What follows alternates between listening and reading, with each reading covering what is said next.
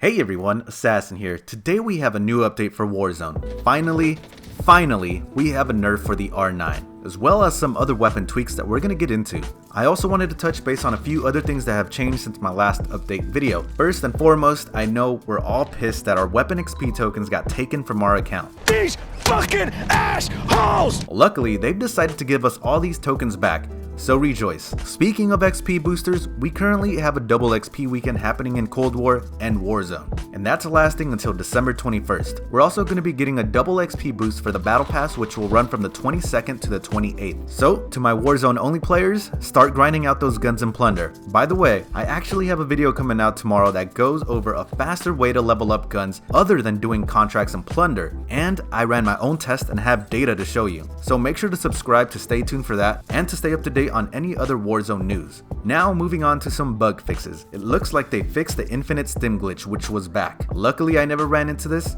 and now that it's fixed, hopefully I never do. They've also fixed an issue that my friends ran into a lot, which is getting stuck in the loadout menu when trying to get a loadout in the game. Eric, can you help me? My arm is stuck. Oh my god, you want me to pull you from behind and get you unstuck? Yes.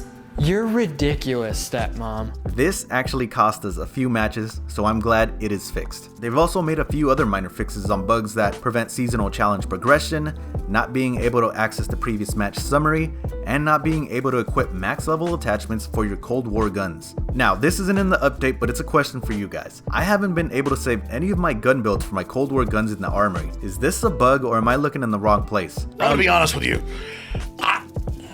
I'm kind of retarded. Anyways, now for the big news. We're moving on to the weapon tweaks. It looks like the R9 finally got nerfed, and apparently it was nerfed at the beginning of season 1, but it just didn't make it to the patch notes, and that is crazy because any nerf to the R9 is not minor news. It looks like the max damage has been reduced, as well as a damage over time that happens with the Dragon's Breath rounds. Hopefully this knocks the R9 out of the meta, because shotguns are no skill trash weapons.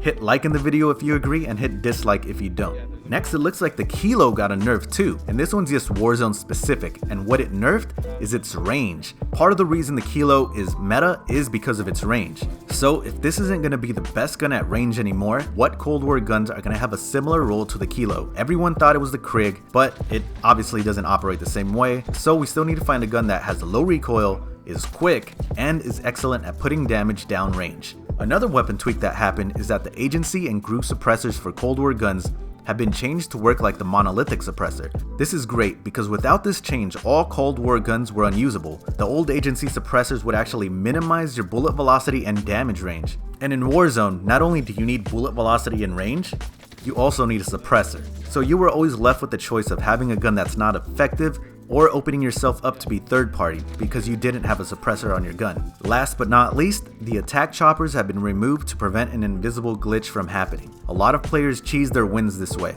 but we don't have an ETA on when the attack choppers will be back in the game. My hope is never. We don't need Air Juggernauts. And that does it for the update. If you've enjoyed the video, please give it a like and make sure to subscribe because I have a lot more content coming out for Cold War and it's going to help you optimize your loadouts and get more wins. My name is Assassin and thanks for stopping by.